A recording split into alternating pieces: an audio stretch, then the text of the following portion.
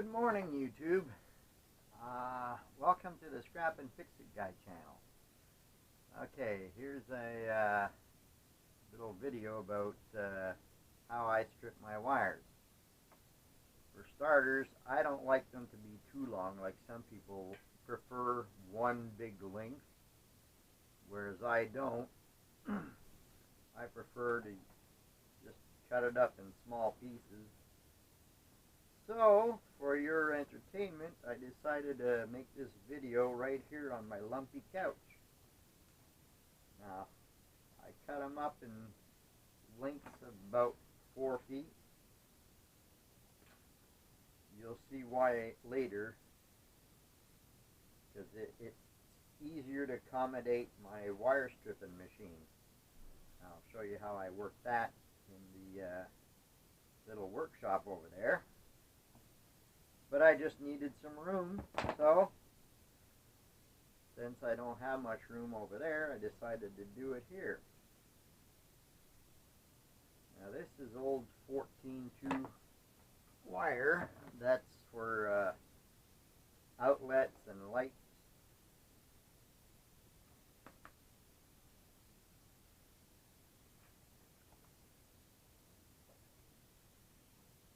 Yesterday I rearranged my living room just to accommodate my dog, basically, because on the ground, I don't know if you can see that from the way you're sitting, but I got a futon cushion like this one that I'm sitting on, and it's for the dog. That's his bed. Okay, yeah, I'll make 2 more, or 3 more out of this one.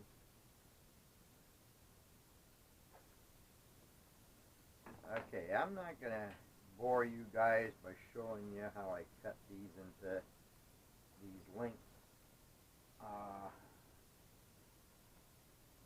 That's enough of that.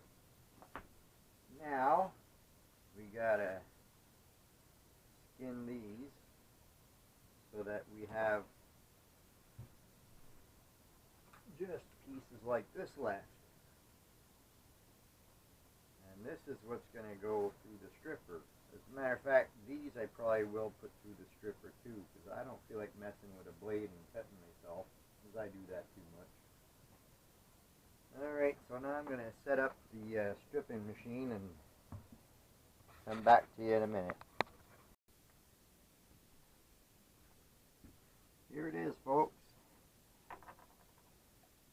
Got this off of eBay. They go for different prices. I paid this one around $300, and this is adjustable so that you could have whichever opening lined up with the cutting piece inside. You can see it better on this side. It's got a rubberized wheel that drags the wire, and up on top is a blade that adjusts with this. Now, this can either work with this handle, so you could do it manually. You stick that on there, and you have this nut here that you could adjust and tighten so that it'll crank. But in order to do this, I would have to remove my what's that called? My vise. Sorry about that, folks, but since the stroke, I'm having issues. So yeah, I'd have to remove this, which is quite an ordeal. I don't want to have to unbolt it and put it back each time. Not that I use this very often, but it's just the idea. So instead, what I don't use this. I prefer to use my drill. And in order to, well, actually, it's an impact that I use, which is right here. And I've got the adapter. This was an 18 volt. I bought the adapter and 20 volt battery so that I could power it even, lasts longer. I have the 5 milliamp And this tool, everybody's got to get one of these. That's so you can fit a socket. See, I get the socket that'll fit that. And it just pops right in like this. And let me get my ratchet set. Oops. Something fell. I knew that would happen. Hang on. I'll be right with you. Oh, that's hard. Okay. Let me find a short socket that'll fit that. Maybe this one? No, that's not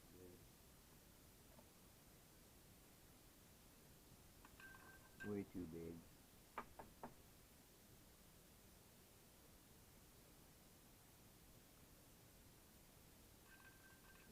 Still too big.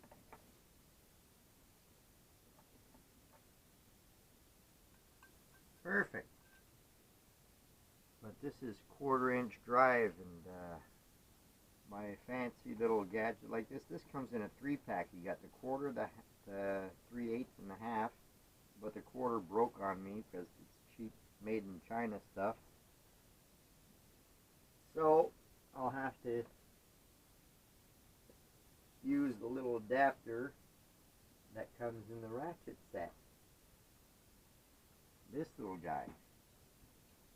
I could stick that like that and put that like that, and now we can power it. Not turn the other way. Yeah. So let me move a few of these things and I'll adjust it for the wire, because I don't feel like doing it with a blade right now. I'm not quite sure how low it should be. Then you got a nut up here. Once you get it to the right place, you can lock it in so that the vibration don't change your adjustment. What I do is I pop it in the vise, and which I just might have to do because I don't think I'll get it with that. Pop it in the vise like this, and stop turning. Here we go. You guys are looking way over there.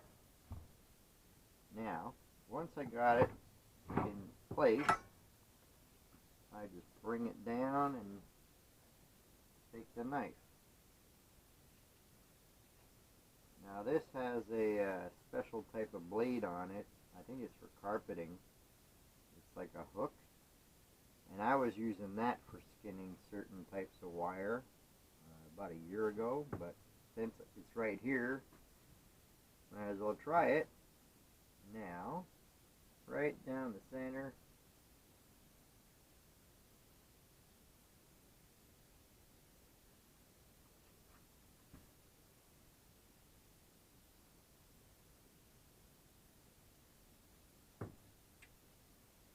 Well, that worked for that. Now, see, this is the part where I usually end up slipping and cutting myself. So I'm being very careful, going slow. There. Now, got that done. Okay, take that out of there. Now this one here automatically goes into the pile. Now let me adjust the machine for this size wire.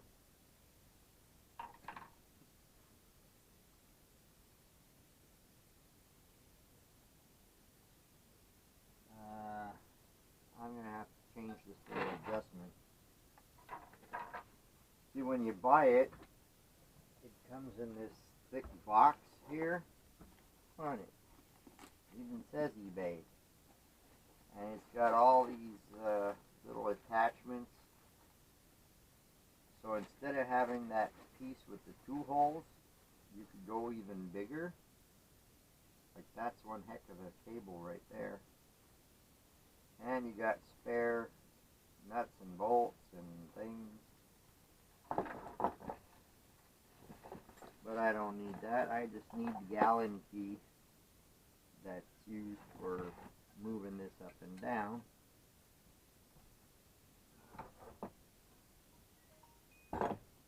Oops. Alright, get that up there.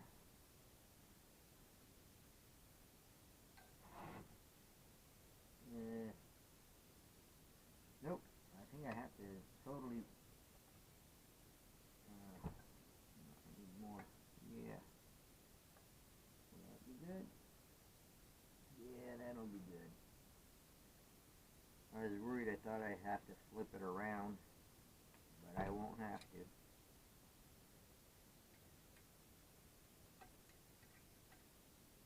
That's what I like about this being adjustable. So I was able to just slide this up to line up that little hole with the blade. And I guess I could put the handle away again, since we're not going to use that. Now, let me get my chair over here.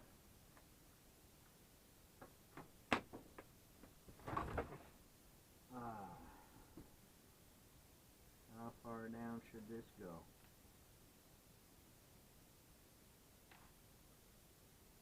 I gotta loosen this nut. Yeah, that'll work easier. Yeah, quite a bit. This was a well-made machine. It's got all different grooves for the different sized wires that you might encounter.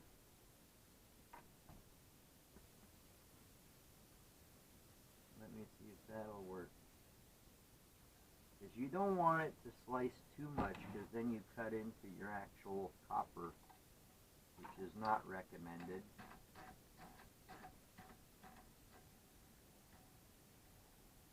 It's not grabbing. I might have it too low.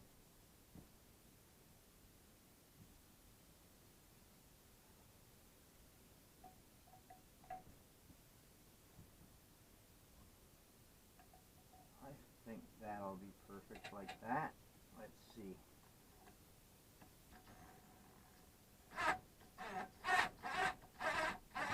No, it's just slipping. I need a little bit more. Will that work?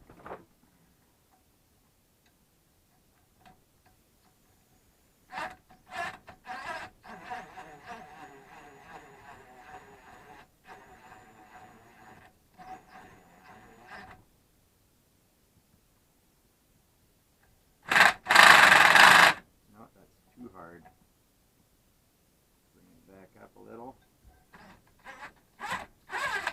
There we go. Now, I need my glasses because I can't see.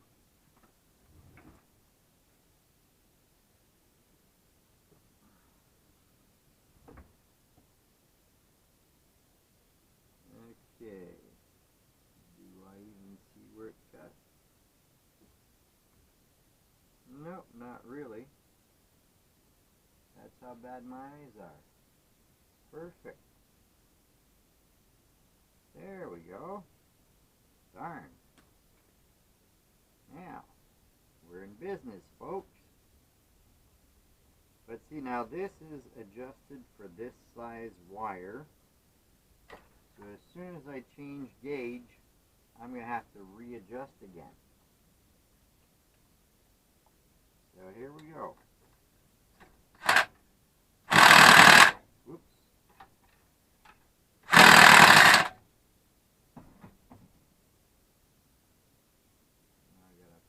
There it is. Hey friends. Yeah, that machine works really good.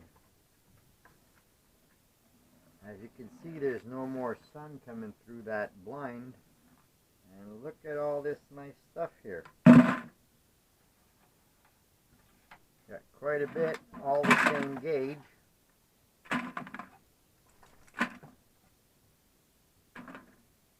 Alright, so now that's going to be another job.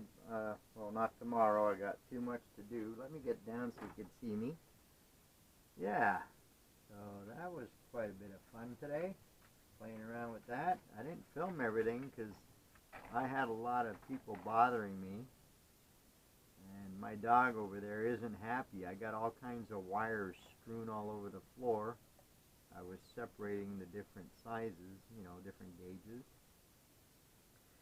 So yeah, this is to be continued. I don't know if I'm going to film it though, but I will continue because I need the money.